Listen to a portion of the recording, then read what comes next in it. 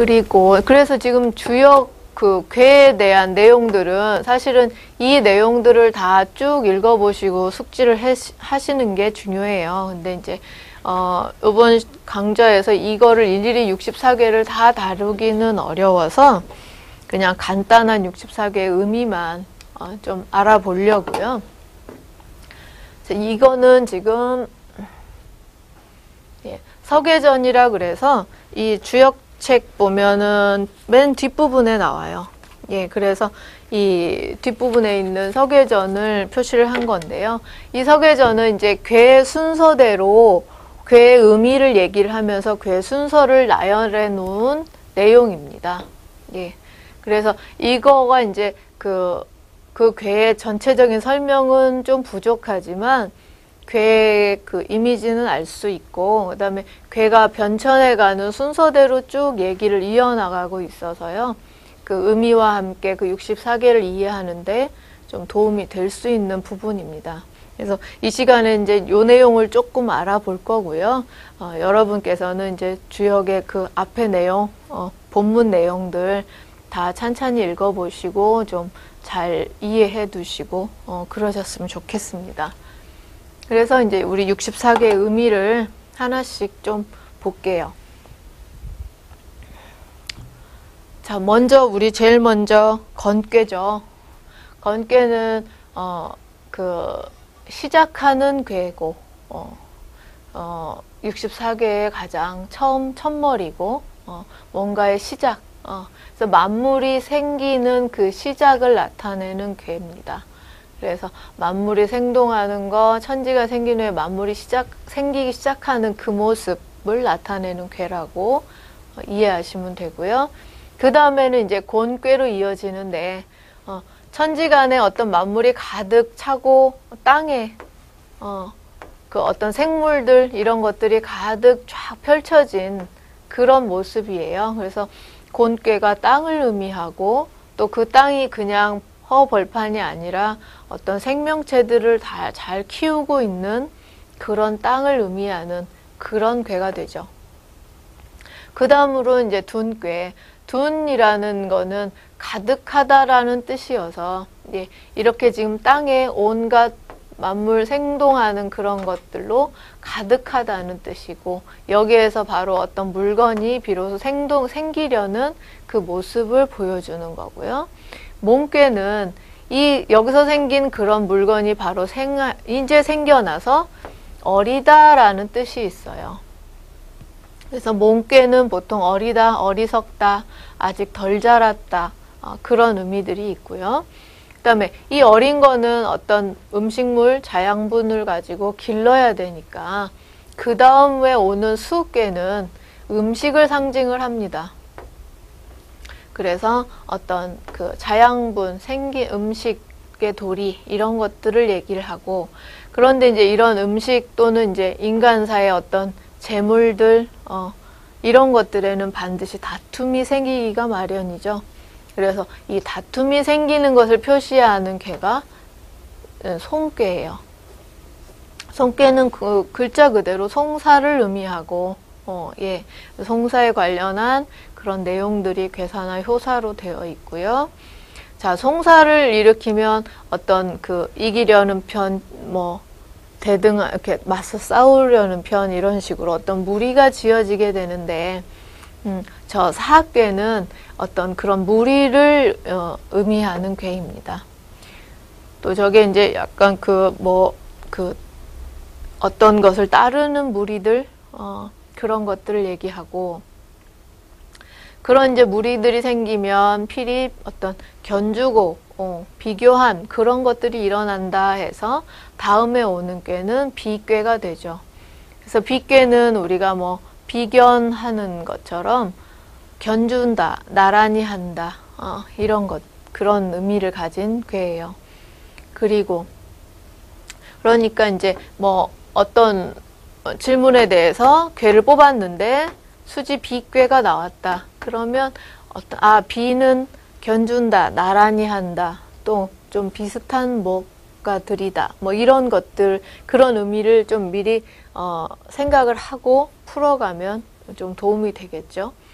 그 다음에는 이제 소축괴. 소축괴는 저 글자 그대로 적게 쌓는다는 뜻이에요.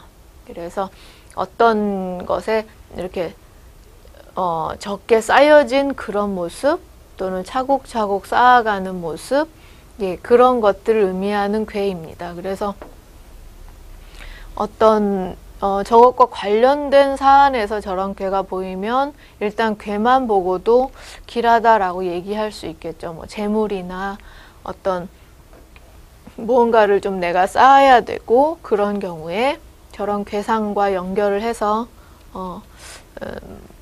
어떤 기본 연상할 수 있는 이미지들을 좀 넓혀갈 수가 있고요. 그래서 무언가시 이제 쌓이고 나면 분명히 어떤 분별함이 있다, 뭐 예의가 생긴다. 그래서 그 다음 꾀는 예, 발불리꾀로 연결이 되죠. 그래서 리꾀 자체 저 글자 그 뜻이 발불리자예요.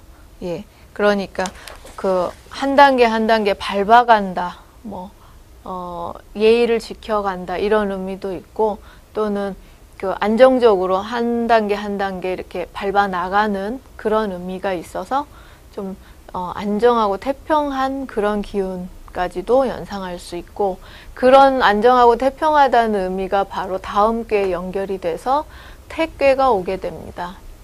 그래서 태라는 것은 이제 뭐 통한다, 형통한다, 두루 살펴진다 그런 의미가 있어서 일단 태꾀 자체는 좋게 보는 통한다 하는 의미로 두루 사용하고요.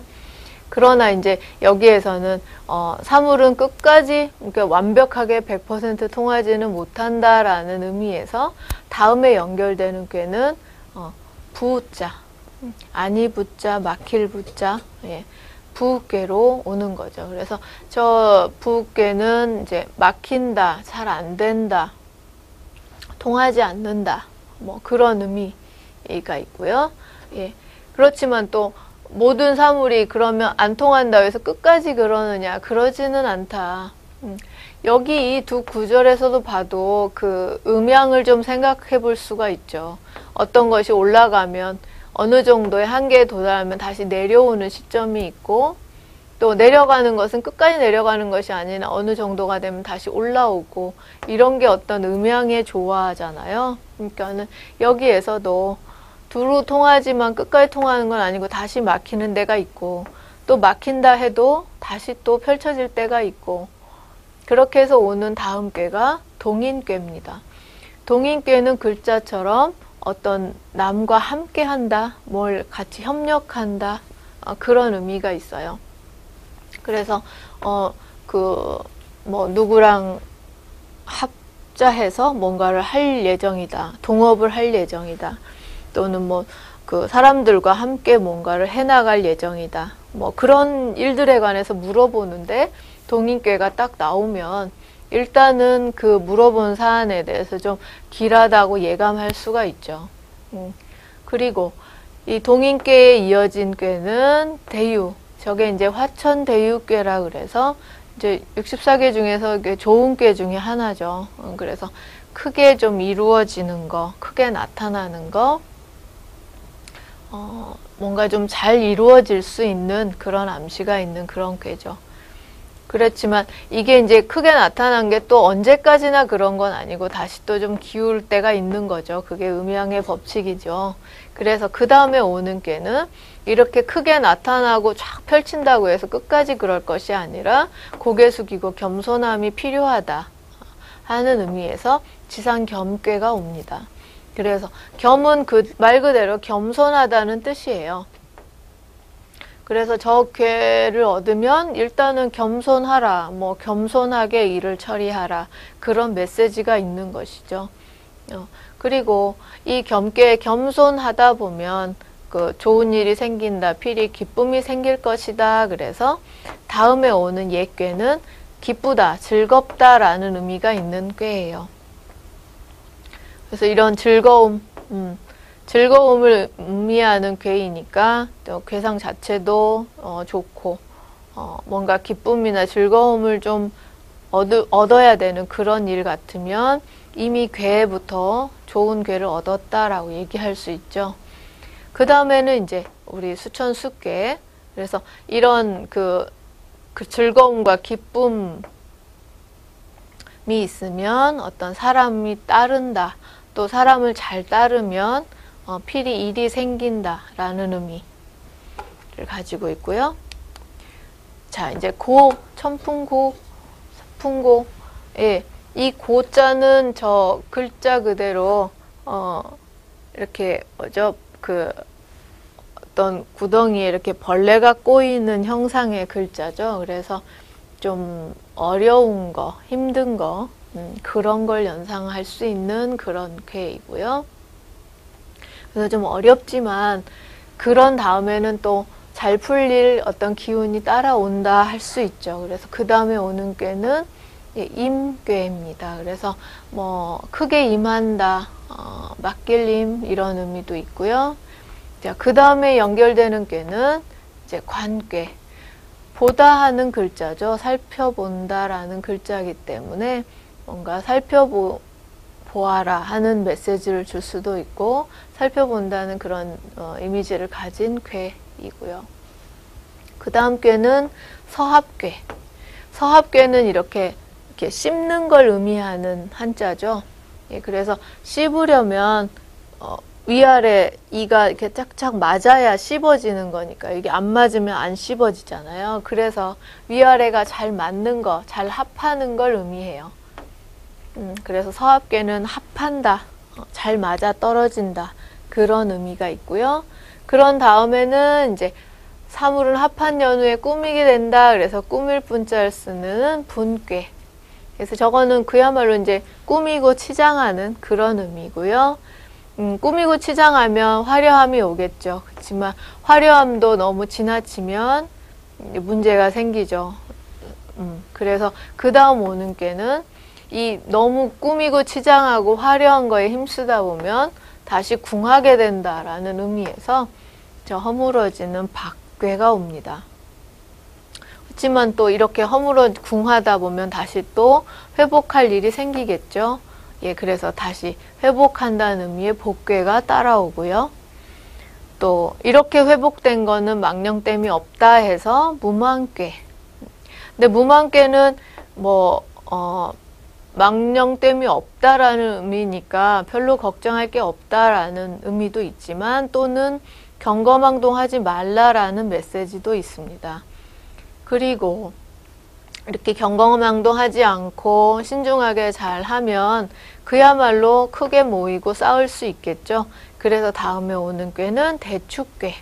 아까 앞에서 그 소축괴하고 좀 대되는 꾀인데 굉장히 크게 쌓는 좋은 꾀라고 할 수 있죠. 그래서 뭐 재물이나 그런 것들에 관련해서 이런 꾀가 보이면 일단 좀 좋은 꾀를 얻은 걸로 볼 수 있고요. 자, 이 꾀는 기르다는 거.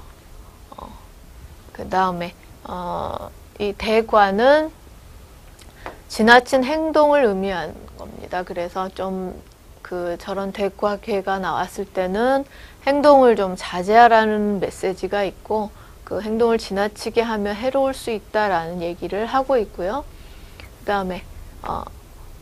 그 다음에 이어지는 꾀는 저 감꾀. 감꾀는 그 구덩이 감자를 써서 구덩이에 빠진다는 의미가 있어서 어떤 도가 지나치면 행동이 지나치다 보면 공궁에 빠진다는 얘기를 하고 있어요. 그래서 이미 이렇게 좀 구덩이에 빠지거나 힘든 거. 그래서 감꾀가 일단 보이면 어떤 상황을 물어봤는데 감꾀가 일단 보이면 좀 어렵겠다, 진퇴양난에 빠졌다라는 메시지를 먼저 전하고 있는 거죠. 그래서 그걸 캐치를 하고 이제 그 사안을 풀어갈 수 있는 거고요. 그 다음 꾀는 이제 리꾀. 이거는 밝고 빛나고 번성하는 거. 예, 그런 의미가 있습니다. 그래서 이렇게 어려운 구덩이에 있다가도 햇빛을 볼 날이 온다라는 뜻이죠. 예. 그리고 그 다음에 이어지는 꾀는 함꾀. 그 다음에 이어지는 꾀는 이제 오래 간다는 항자를 써서 오랜 것이다, 한 곳에 오래 있다, 영구 불변하다, 그런 의미들을 가지고 있고요. 근데 한 곳에 너무 오래 있으면 좀 고여 있다 보면 안 좋아지죠. 그래서 이제 그 다음에 연결되는 꾀는 둔꾀. 둔꾀는 숨는다는 의미가 있어서 묻혀 있다, 숨는다. 그다음에 약간 후퇴한다는 의미가 있어요. 그 다음에 연결되는 꾀는 대장꾀. 대장꾀는 크게 장성한다라는 뜻이어서 그야말로 크게 크게 무럭무럭 자라나는 거, 크게 장성하는 그런 의미가 있고요. 자, 그 다음에 이제 진꾀로 연결돼. 진꾀는 그 소리나는 진자를 다시 써서 그 나아갈 진자로 볼 수도 있습니다. 그래서 나간다, 앞서 나간다, 펼쳐 나간다, 그런 의미가 있고요. 그 다음에 명의꾀는 좀 상한다는 의미가 있어서, 그러니까 좀 어떤 일을 너무 진취적으로 하다 보면 부딪히는 게 있다, 상할 일이 있다, 그런 의미에서 연결될 수 있고요. 그 다음에 연결되는 꾀는 가인꾀. 가인꾀는 집안에 있는 사람을 의미하는 글자이고, 집안의 도리 또는 그 집 안의 화목, 이런 것들을 얘기하는 꾀입니다.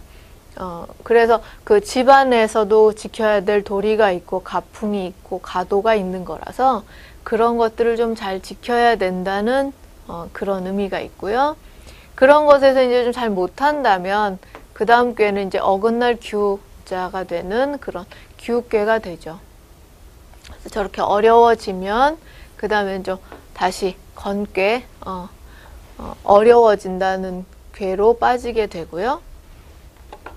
자, 그 다음에 이제 어렵기만 하지 않고 꼭 이 주역계는 어려우면 다시 좋아지고, 너무 좋아지다 보면 어려워지고, 이걸 계속 반복을 하게 돼요. 그래서 아까 어려워진 게 다음에는 또 풀어지는 해괴. 저건 해결된다, 풀린다, 일이 풀려나간다는 의미고, 손괴는 약간 손해본다는 의미도 있고, 덜어낸다는 의미죠. 예, 그 다음에 이제 반대적으로 이괴는 더해지는 거, 이익이 있다라는 의미고, 또, 결괴, 또 구괴, 최괴도 모일 최자 해서 모이고, 서로 화합하고, 모임을 갖고, 뭔가 일이 모여지는 그런 의미고, 승괴도 위로 오르는 의미여서 그 사안이 좀 올라가는 기운을 요구하는 사안이라면 좋은 꾀고, 이제 자칫하면 너무 올라가면 또 공궁해지는 일이 다시 돌아오죠. 그래서 그 다음에는 또 공궁해진다는 꾀가 연결이 되고요. 그 다음 꾀는 이제 정꾀, 우물정자 쓰면서 좀 이렇게 고요하다, 가라앉아 있다, 이런 의미가 있어요.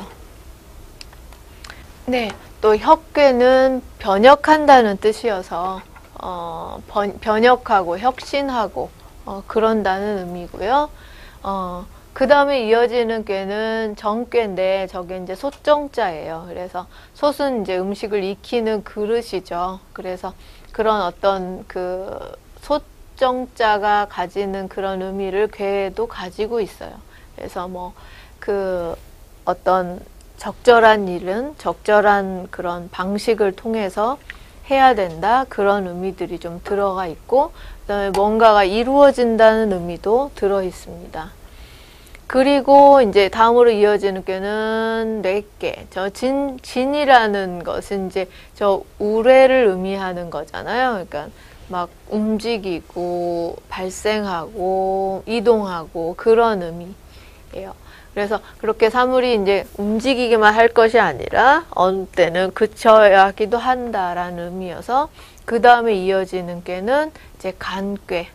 저 간꾀는 이제 그 후중한 어떤 산을 의미하고 멈춰 있는 거, 저장되는 거, 중후한 그런 의미가 있습니다.